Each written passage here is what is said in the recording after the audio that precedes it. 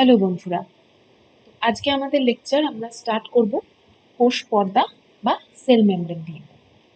তো 1950 সালের আগে যখন ইলেকট্রন মাইক্রোস্কোপ আবিষ্কার হয়নি, তখনও কোষ পর্দার গঠন বিস্তৃতভাবে জানা ছিল না। তারপরে বিজ্ঞানীরা আরবিসি বা লোহিত রক্তকণিকা তার কোষ পর্দার গঠন সম্পর্কে এবং কোষ পর্দার যে কেমিক্যাল কম্পোজিশন আছে, রাসায়নিক গঠন, সেটা নিয়ে এক্সপেরিমেন্ট করে কোষ পর্দার একটা পসিবল স্ট্রাকচার আইডিয়া করতে পারি। তবে ইনিশিয়ালি আমরা এখন যে স্ট্রাকচারটা করি সেটা আবিষ্কার হয়নি। নানাজন নানা রকমের মতামত দিয়েছিল। তারপরে আলটিমেটলি আমরা এখন ফ্লুইড মোজাইক মডেল এইরকম স্ট্রাকচারের কোষ পর্দা পড়ব। ঠিক আছে, তো বিজ্ঞানীরা তো আরবিসির কোষ পর্দা নিয়ে এক্সপেরিমেন্ট করেছিল। তো তোমাদের মনে প্রশ্ন আসতে পারে যে ওয়াই আরবিসি, মানে অন্য কোনো কোষ কেন নয়, আরবিসি নিয়ে কেন? এটা একটা পসিবল রিজন হচ্ছে আরবিসিতে কোনো নিউক্লিয়াস থাকে না। আর আমরা আগের দিন দেখেছি যে কোষ পর্দার সাথে আর এই নিউক্লিয়াস খুব সংলগ্ন অবস্থায় থাকে, ঘন সন্নিবিষ্ট অবস্থায় থাকে। তো আমাদের যদি কোষ পর্দাটাকে স্টাডি করতে হয়, তো সেক্ষেত্রে কি হবে, তার জন্য আমাদেরকে কোষ পর্দাটাকে আলাদাভাবে এক্সট্রাক্ট করে দেখে তারপর বুঝতে হবে যে কোষ পর্দার মধ্যে কি কি আছে না আছে। তো সেটার সাথে যদি নিউক্লিয়াসটা সংলগ্ন থাকে, তাহলে সেই কোষ পর্দাটা স্টাডি করতে অসুবিধা হয়। সেই জন্য এমন একটা কোষ বিজ্ঞানীরা বেছে নিয়েছিলেন যেমন আরবিসি, যেটাতে নিউক্লিয়াস থাকে না। তো যাই হোক, তো ওনারা কোষ পর্দা স্টাডি করে কি দেখেছিলেন? ওনারা দেখেন যে কোষ পর্দা মূলত তিনটে পদার্থ নিয়ে গঠিত হয়। হ্যাঁ, তার মধ্যে মেইন যে দুটো সেটা হলো লিপিড আর প্রোটিন। ঠিক আছে, তো কোষ পর্দার যে ম্যাক্সিমাম পোর্শন সেটা তৈরি হয় হচ্ছে লিপিড দিয়ে। ঠিক আছে, আর যে টাইপের লিপিড দিয়ে তৈরি হয় কোষ পর্দা তাকে বলে হচ্ছে ফসফোলিপিড। এবার এই ফসফোলিপিডের দু রকম টাইপের হয়, একটা হচ্ছে গ্লিসারোফসফোলিপিড আর একটা স্ফিঙ্গোফসফোলিপিড, যেগুলোর ব্যাপারে আরো ডিটেলসে তোমরা পরবর্তী ক্লাসে গিয়ে জানবে। তো এই ফসফোলিপিডের গ্লিসারোফসফোলিপিড বা ফসফোগ্লিসারাইড আর স্ফিঙ্গোফসফোলিপিডের মধ্যে ফসফোগ্লিসারাইডটাই হচ্ছে men in case of plasma membrane বা কোষ পর্দা। তো এই ফসফোলিপিডের কি হয়, দুটো পার্ট থাকে। এই দেখো, দুটো পার্ট থাকে, এটা একটা ফসফোলিপিডের স্ট্রাকচার। এই একটা পার্টকে, এই জিনিসটাকে বলছে এক একটা ফসফোলিপিড। এই দুটো পার্ট থাকে, কি থাকে, একটা পার্ট থাকে হচ্ছে পোলার হেড বা মেরু প্রান্ত, আর তার তলায় দুটো তেলের মতো জিনিস থাকে, হাইড্রোকার্বন বা ফ্যাটি অ্যাসাইল চেন বলতে পারো। এইটা হচ্ছে হাইড্রোফোবিক টেল। এবার হাইড্রোফিলিক আর হাইড্রোফোবিক বা জল বিরাগী আর জলের সাথে যার ফিলিক কথার অর্থ পছন্দ করে একে অপরকে। তো হাইড্রোফিলিক মানে যে যে জিনিসগুলো জলের সাথে, জলকে পছন্দ করে, জলের থেকে ফোবিয়া নেই কোনো। আর হাইড্রোফোবিক মানে যারা জলের থেকে দূরে থাকতে চায়, জল বিরাগী। তো এবার এই দুটো পার্ট কি কি জিনিস নিয়ে তৈরি আমরা একটু রাফ দেখে নিই। তো আমি আগেই বললাম যে ফসফোলিপিড বা গ্লিসারোফসফোলিপিড, তাতে কি থাকবে, একটা গ্লিসারলের স্ট্রাকচার থাকবে, তার সাথে একটা ফসফেট গ্রুপ থাকবে, আর তার সাথে আরো কিছু পার্ট যুক্ত থাকে। হ্যাঁ, সেটা কোলিন হতে পারে, সেরিন হতে পারে, ইথানলামিন হতে পারে, ইত্যাদি কতগুলো মলিকিউলস ওর সাথে যুক্ত থাকে। এই টোটালটা, এই টোটাল চার্জ যে পোর্শনটা, এটাকে বলে হচ্ছে পোলার হেড, যেটা এই কোষ পর্দার এই সাইডটায় থাকে, মানে যেদিকে হয় এক্সোপ্লাজমিক সাইড আছে বা সাইটোপ্লাজমিক সাইড। এক্সোপ্লাজমিক সাইড মানে যেটা কোষের বাইরের দিকের অংশ, আর সাইটোপ্লাজমিক সাইড মানে যেটা কোষের ভেতরের দিকে, মানে সাইটোপ্লাজমের যে তলটা সেটা। তো সেই দিকে থাকে, মুখ করে থাকে হচ্ছে এই পোলার হেডগুলো। আর যে হাইড্রোফোবিক যে টেলটা থাকে, সেইটা থাকে হচ্ছে ভেতরের দিকে। এর কারণ বুঝতেই পারছো যে হাইড্রোফোবিক মানে হচ্ছে এরা জল বিরাগী, অতএব এরা জলের সাথে ডিরেক্ট কন্ট্যাক্টে থাকবে না। তো ফলে এই যে সাইটোপ্লাজমিক সাইটই হোক কি এক্সোপ্লাজমিক সাইটই হোক, এখানে জল থাকে। তো এমন ভাবে এরা নিজেদেরকে অ্যারেঞ্জ করে নেয় দুটো স্তরে। এটা একটা বাইলেয়ার স্ট্রাকচার ওরা গঠন করে। তো যাতে পোলার হেডটা থাকে হচ্ছে জলের দিকে, কারণ ওটা হাইড্রোফিলিক, আর হাইড্রোফোবিক টেলটা থাকে হচ্ছে ভেতরের দিকে। ঠিক আছে, আচ্ছা, এই তো গেল হচ্ছে ফসফোলিপিডের ব্যাপারে। আর ফসফোলিপিড ছাড়াও কোষ পর্দায় আরো একটা জিনিস থাকে, সেটা হচ্ছে কোলেস্টেরল। ওকে, এবার আমরা দেখবো, দেখো এখানে ভালোভাবে বোঝানো আছে এটা হচ্ছে পোলার হেড, আর এইগুলো হচ্ছে সেই হাইড্রোফোবিক টেল। হুম আর এই ভেতরে ভেতরে দেখো কোলেস্টেরল আছে, এটা দুটো স্তরে আছে, দেখো বাইলেয়ার গঠন করে আছে, দ্বিস্তরীয় গঠন আছে।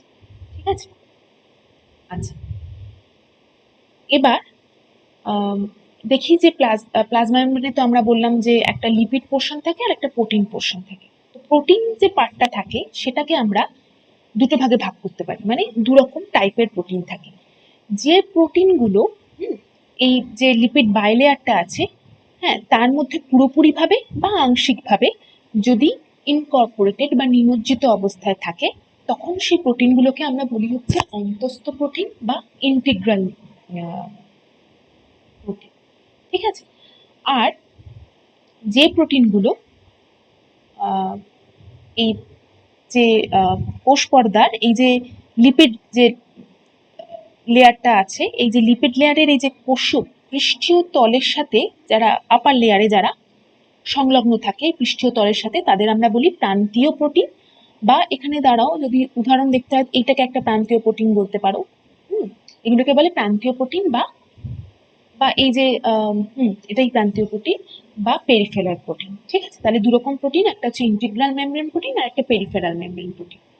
ঠিক আছে, আর প্লাজমা মেমব্রেনে তো প্রোটিন থাকে আর লিপিড থাকে দেখলাম, আর একটা জিনিস থাকে সেটা হচ্ছে শর্করা বা কার্বোহাইড্রেট। তো এই কার্বোহাইড্রেট গুলো জেনারেলি কি হয়, এই ওপরের দিকেই থাকে, মানে এইগুলো হচ্ছে কার্বোহাইড্রেট। তো এগুলো কখনো এই প্লাজমা মেমব্রেনের ভেতরে যেরকম প্রোটিন নিমজ্জিত অবস্থায় থাকে সেরকম নিমজ্জিত অবস্থায় থাকে না, সবসময় এই আউটার সারফেসের দিকে থাকে, মানে বাইরের দিকে থাকে।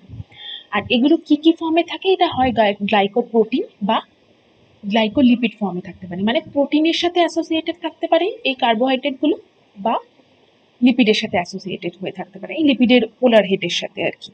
ঠিক আছে, তো বিজ্ঞানীরা তো আরবিসি নিয়ে ফার্স্ট দেখেছিলেন কোষ পর্দা কিরকম গঠন হয় ইত্যাদি প্রভৃতি। তো ওনারা দেখেছিলেন যে আরবিসির ক্ষেত্রে মোটামুটি 52% হচ্ছে কোষ পর্দার 52% হচ্ছে প্রোটিন থাকে, আর 40% থাকে হচ্ছে লিপিড। এবার এইটা একটা ফিক্সড অ্যামাউন্ট না, এটা বিভিন্ন কোষে বিভিন্ন অ্যামাউন্টে প্রোটিন বা লিপিড থাকতে পারে। যেমন আমাদের নার্ভ যে সেলসগুলো হয়, স্নায়ু কোষ, তাতে লিপিডের পোর্শনটা অনেক বেশি থাকে প্রোটিনের তুলনায়। ঠিক আছে, আচ্ছা তো এই যে গঠনটা কোষ পর্দার, এই কোষ পর্দার গঠনটা দুজন বিজ্ঞানী ছিলেন, সিঙ্গার এবং নিকলসন। তারা এই মডেলটার ব্যাপারে আইডিয়া দেন, সেটা 1972 সালে। এবং এই যে কোষ পর্দার এই যে স্ট্রাকচারটা, এটার নাম দেন হচ্ছে ফ্লুইড মোজাইক মডেল। ঠিক আছে, ফ্লুইড মোজাইক মডেল এই কথাটার মানে কি, মোজাইকের মেঝে দেখেছো তোমরা কখনো, হয়তো দেখে থাকবে, অনেকের বাড়িতেই মোজাইকের মেঝে থাকে। তাতে কি হয়, একটা সাদা রঙের একটা মার্বেল বা কোনো একটা সারফেস থাকে, তার উপর কতগুলো কালো কালো কালো বা যে কোনো রঙের পাথর তার উপরে বসানো থাকে, তাই তো? মোজাইকের মেঝে যেরকম হয় বা সাদা কালো এরকম টাইপের প্যাটার্নের একটা হয়। তো তাতে এই যে স্ট্রাকচারটা তৈরি হয় প্যাটার্নটা মোজাইকে, তোমরা যদি দেখো এখানে কোষ পর্দায় দেখবে একই রকম প্যাটার্ন তৈরি হচ্ছে। তার মানে এখানে একটা লিপিডের বাইলেয়ার রয়েছে, আর তার মধ্যে দেখো এই প্রোটিনগুলো মানে ইনকর্পোরেটেড বা নিমজ্জিত অবস্থায় আছে, তো একটা মোজাইকের মতো স্ট্রাকচার হচ্ছে। তো সেই জন্য, আর এই যে কোষ পর্দার যে স্ট্রাকচারটা, এটা কিন্তু রিজিড বা সলিড স্ট্রাকচার হয় না।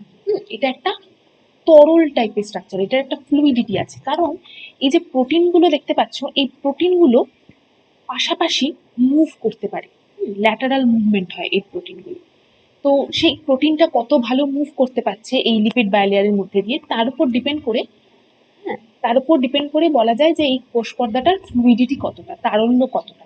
আর এই ফ্লুইডিটি কতটা হবে সেটা ডিপেন্ড করে হচ্ছে এই প্লাজমা পর্দায় কতটা কোলেস্টেরল প্রেজেন্ট আছে তার উপর। ঠিক আছে, এবার আমরা কোষ পর্দার স্ট্রাকচার তো বুঝে গেলাম মোটামুটি। এরপর আমরা দেখব যে কোষ পর্দার কাজ কি। তো প্রথম কাজ হচ্ছে যে, আর আরেকটা জিনিস বলে দিই, এই যে কোষ পর্দা আমি বললাম যে লিকুইড বা একটা ফ্লুইড স্ট্রাকচার হয়, তো এর কতগুলো সুবিধা আছে। এক নাম্বার সুবিধা হচ্ছে যে এটা কোষের এক্সটেনশনে হেল্প করে, কিছু কিছু ক্ষেত্রে কোষ এক্সটেন্ডেড হয়। যদি অ্যামিবার তোমরা চলন দেখে থাকো, তো কোষটা এরকম এক্সটেন্ড হয়ে একটা সিউডোপোডিয়া গঠন করে, তো সেই সেল মেমব্রেনটা যদি রিজিড হতো, যদি শক্ত থাকতো মানে তরল না হতো, তাহলে এই কাজগুলো করা যেত না। ঠিক আছে। আর কি হয়, আরেকটা জিনিস হয়, এই কোষ পর্দার মাধ্যমেই দুটো সেল নিজেদের মধ্যে ইন্টারঅ্যাক্ট করতে পারে, নিজেদের মধ্যে সংযোগ স্থাপন করে। তো সেগুলো নানা রকম মাঝখানে স্ট্রাকচার থাকে, টাইট জাংশন, গ্যাপ জাংশন, ডেসমোজোম, হেমিডেসমোজোম, তারপরে কিছু প্রোটিনস থাকে যেগুলো এই প্লাজমা পর্দার মধ্যে নিমজ্জিত অবস্থায় থাকে, দুটো দুটো সেলেই থাকে ওই দুটো, যেমন ধরো ক্যাডহেরিন, সিলেক্টিন এটসেট্রা। তো এই প্রোটিনগুলো নিজেদের মধ্যে ইন্টারঅ্যাক্ট করে, মানে যাতে দুটো কোষের মধ্যে সংযোগ স্থাপন হয়। ঠিক আছে। আরেকটা হয় কি, যে কোষের বিভিন্ন সিক্রেশন হয়। হ্যাঁ, কোষের প্লাজমা পর্দা থেকে একটা পার্ট বেরিয়ে একটা ভেসিকেলের আকারে বেরিয়ে যেতে পারে বা ঢুকতে পারে। তো এই কোষের সিক্রেশনে বা ক্ষরণেও এই প্লাজমা পর্দার লিকুইড নেচারটা হেল্প করে। আর হেল্প করে হচ্ছে এন্ডোসাইটোসিস। এন্ডোসাইটোসিস জিনিসটা কি, কিছু কিছু আমাদের শরীরে যখন কোনো বাইরে থেকে কোনো প্যাথোজেন বা কোনো নন সেলফ মলিকিউল ঢোকে, যেটা আমাদের বডির জন্য খারাপ বা আমরা বডির নিজস্ব মেটেরিয়াল না, বাইরে থেকে এসেছে, তো কিছু কিছু ইমিউন সেলস আছে আমাদের দেহে, তারা কি করে ওই প্যাথোজেনটাকে এনগালফ করে নেয়। এনগালফ করে নিয়ে তারপর সেটাকে নষ্ট করে দেয়। এই যে এনগালফ করার যে পদ্ধতিটা, সেই পদ্ধতিটাকে বলে হচ্ছে এন্ডোসাইটোসিস, মানে ভেতরে ঢুকিয়ে নেওয়াকে বলে হচ্ছে এন্ডোসাইটোসিস। তো এবার যদি কোনো সলিড বস্তুকে এন্ডোসাইটোসিস করে সেল, তখন সেটাকে বলে হচ্ছে ফ্যাগোসাইটোসিস, কোনো সলিড বস্তুকে যখন এন্ডোসাইটোসিস করে। আর যদি কোনো লিকুইড বস্তুকে এরকম ভেসিকলসের মধ্যে ঢুকিয়ে তারপর সেটাকে নষ্ট করার চেষ্টা করে, এন্ডোসাইটোসিস করে, তখন সেই পদ্ধতিটাকে বলে হচ্ছে পিনোসাইটোসিস। এছাড়াও কোনো রিসেপ্টরসকেও অনেক সময় প্লাজমা মেমব্রেন এরকম নিজের মধ্যে ঢুকিয়ে নেয়। এগুলোর অনেক ভেতরের আরও ডিটেলসে তখন তোমরা পরবর্তী ক্লাসে পড়বে, তখন বুঝতে পারবে। তো কোষ পর্দার এই ফাংশনটা আছে। ঠিক আছে। আচ্ছা, এরপর আমরা দেখি কোষ পর্দার আর কি কি ফাংশন আছে। কোষ পর্দার মধ্যে দিয়ে আমরা আগের দিনই বলেছি যে কোষ পর্দা হচ্ছে সেমি পারমিয়েবল বা অর্ধভেদ্য, তাই তো আমরা আগের দিন বলেছিলাম। তো এর ফলে কি হয়, যে কোষ পর্দা অর্ধভেদ্য যেহেতু, তাই ওর মধ্যে দিয়ে কিছু মলিকিউলস চলাফেরা করতে পারবে। তো ওই মলিকিউলস চলাফেরা করার দু রকম পদ্ধতি আছে। হ্যাঁ, একটা হচ্ছে প্যাসিভ ট্রান্সপোর্ট বা নিষ্ক্রিয় পরিবহন, আর একটা হচ্ছে অ্যাক্টিভ ট্রান্সপোর্ট বা সক্রিয় পরিবহন। তো প্যাসিভ ট্রান্সপোর্ট হবে না অ্যাক্টিভ ট্রান্সপোর্ট হবে, এটা কিসের উপর ডিপেন্ড করে? এটা ডিপেন্ড করে হচ্ছে যে মলিকিউলসগুলো যাতায়াত করছে তাদের ঘনত্বের উপর ডিপেন্ড করে। যেমন ধরো প্যাসিভ ট্রান্সপোর্ট যেটা, সেটার আবার দুটো ভাগ আছে, একটা হচ্ছে ব্যাপন বা ডিফিউশন, আর একটা হচ্ছে অসমোসিস। তো এই কি হয় এক্ষেত্রে, প্যাসিভ ট্রান্সপোর্টের ক্ষেত্রে কি হয়, এক্ষেত্রে কোনো মলিকিউলস কি হয়, তার এই দেখো এখানে ছবিতে দেখানো আছে। তো প্যাসিভ ট্রান্সপোর্টের ক্ষেত্রে কি হয়, কোনো কোনো মলিকিউল সে তার হাই ডেন্সিটি বা বেশি ঘনত্ব থেকে কম ঘনত্বের দিকে যায়, লো ডেন্সিটির দিকে যায়। ঠিক আছে। তো যখন হাই ডেন্সিটি থেকে লো ডেন্সিটির দিকে যাচ্ছে, মানে অ্যালং দ্য কনসেন্ট্রেশন গ্রেডিয়েন্ট যখন কোনো জিনিস মুভ করছে, তখন কি হচ্ছে, তখন বাইরে থেকে কোনো এনার্জির দরকার হচ্ছে না, কারণ অ্যালং দ্য কনসেন্ট্রেশন গ্রেডিয়েন্টে যাচ্ছে, বেশির থেকে কমের দিকে যাবে, সেটাই তো স্বাভাবিক, তাই না? তো এই পদ্ধতিটাকে বলা হচ্ছে ব্যাপন পদ্ধতি। এবার যখন কোনো মলিকিউলস এইভাবে যায় তখন সেটা ব্যাপন পদ্ধতি, কিন্তু যদি জল যায় হাই কনসেন্ট্রেশন থেকে লো কনসেন্ট্রেশনের দিকে, এবং সেটা একটা সেমি পারমিয়েবল মেমব্রেন, মানে এক্ষেত্রে আমাদের কোষ পর্দার মধ্যে দিয়ে যদি যায়, তখন সেই প্রসেসটাকে বলা হচ্ছে অসমোসিস। ঠিক আছে।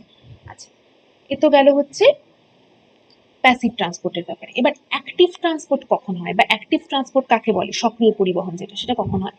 এবার দেখো, আমি আগেই বলেছি যে প্লাজমা মেমব্রেনের এই যে ভেতরের অংশটা, এই পোর্শনটা কি না, এই পোর্শনটা হচ্ছে হাইড্রোফোবিক, মানে এখান দিয়ে এটার মধ্যে কোনো চার্জড মলিকিউলস থাকে না, জলের সংস্পর্শে আসবে না।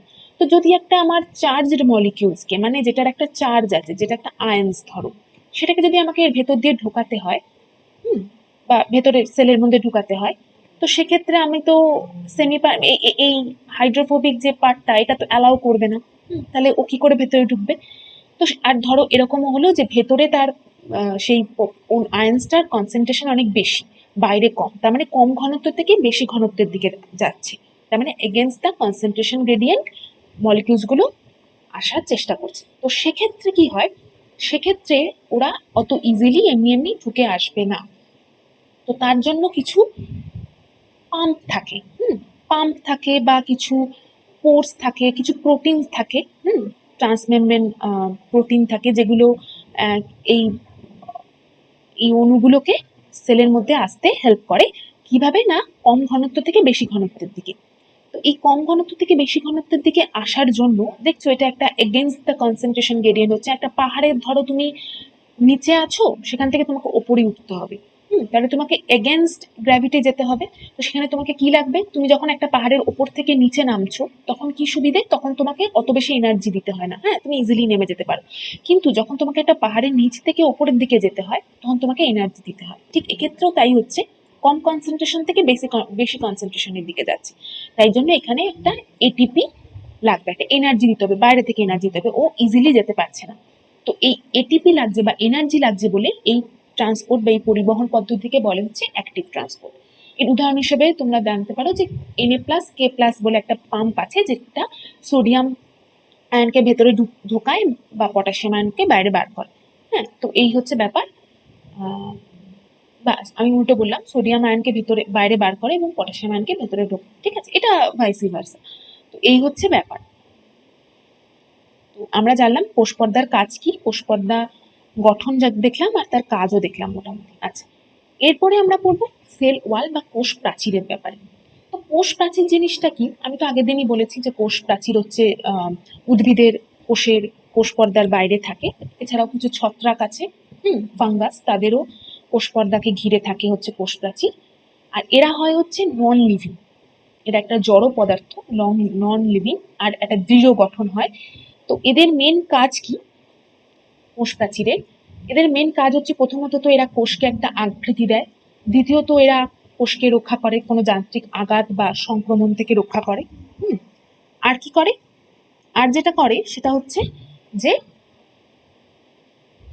এরা একটা কোষের সাথে আরেকটা কোষের কিছু যে ইন্টারাকশনস হয়, হ্যাঁ, কারণ এরা নিজেদের মধ্যে ইন্টারাক্ট করে, তো এই ইন্টারাকশন বা মিথস্ক্রিয়াতে এরা হেল্প করে, যাতে দুটো কোষ একে অপরের, একটা কোষকে হেল্প করবে নেবারের মতো, নেবারিং যে সেলস গুলো আছে তাদের মধ্যে যাতে ইন্টারাকশনটা প্রপারলি হয় সেটা দেখে হচ্ছে এই কোষ প্রাচীর বা সেল ওয়াল।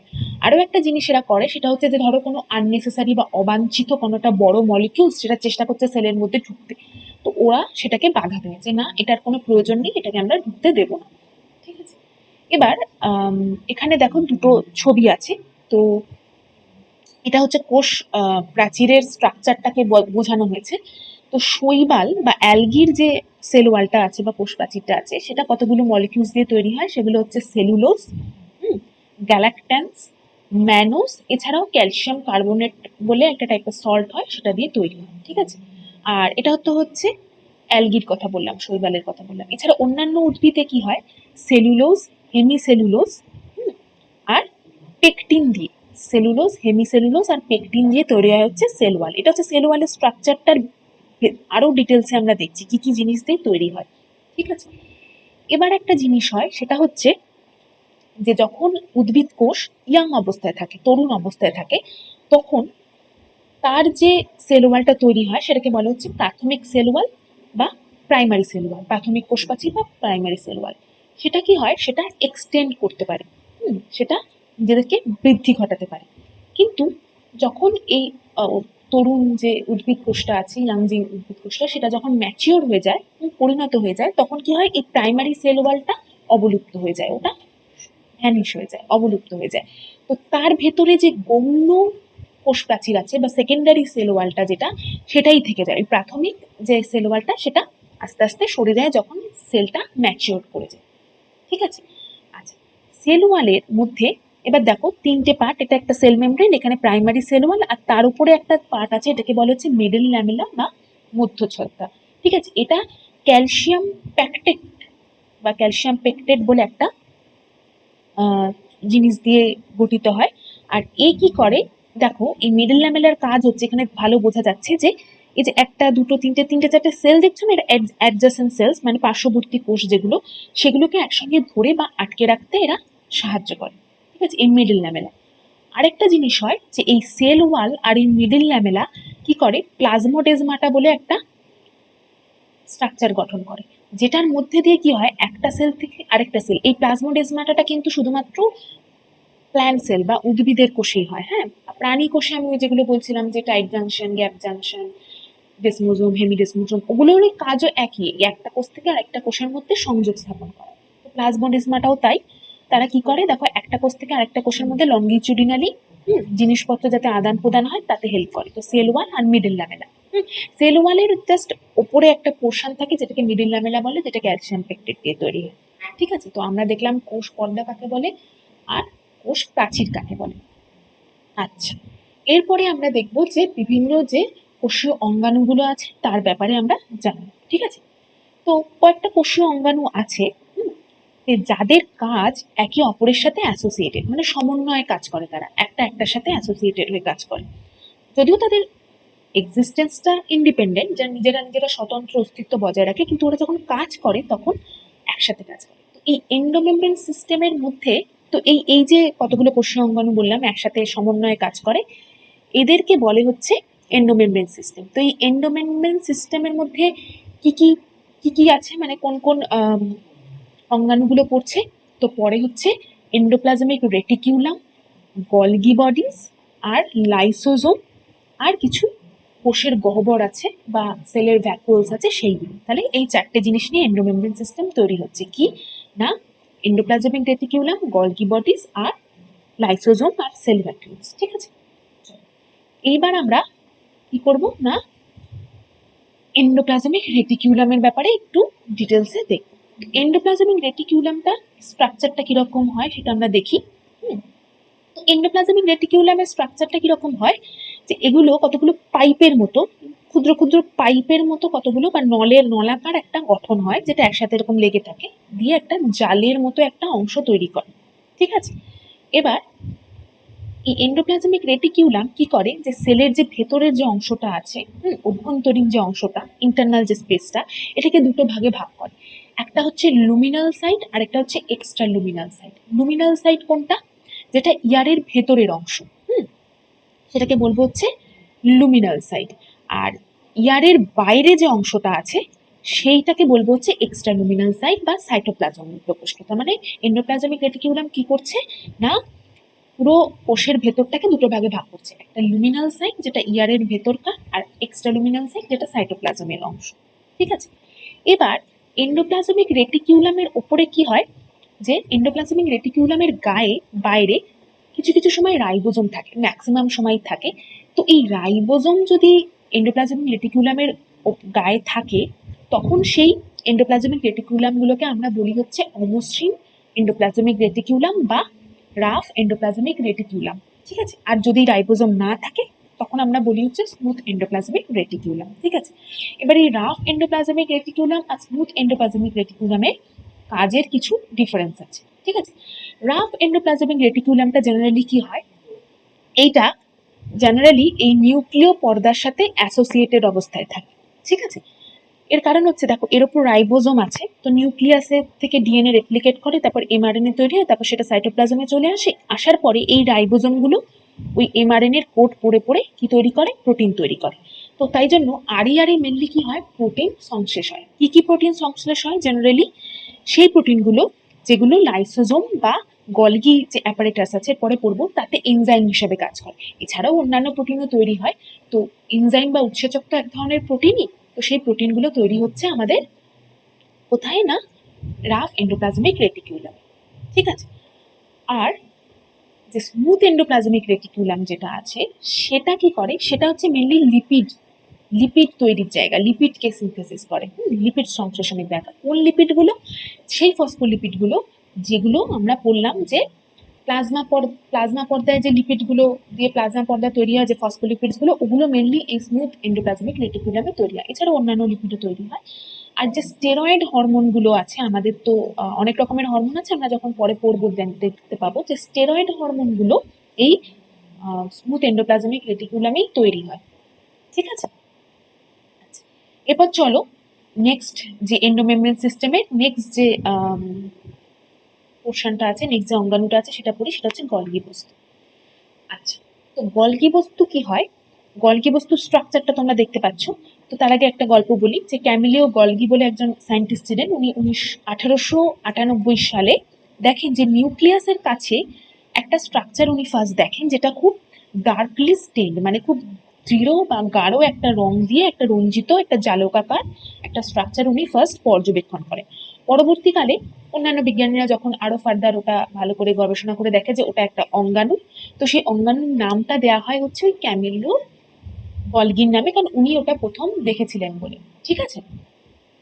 আচ্ছা, তো এই যে গলগির বস্তুর যে স্ট্রাকচারটা সেটা কিরকম হয়, সেটা অনেকগুলো এরকম আহ, লম্বা লম্বা দেখতেই পাচ্ছ চ্যাপ্টা চাকতি আকৃতির অনেকগুলো স্যাক নিয়ে তৈরি হয়। হ্যাঁ, এই এক একটা স্যাককে বলে হচ্ছে সিস্টার্নি, যেগুলো এক একটার সাথে প্যারালালি বা সমান্তরাল ভাবে থাকে, একসাথে জুড়ে থাকে। ঠিক আছে? এটা হচ্ছে গলগির মেন স্ট্রাকচার।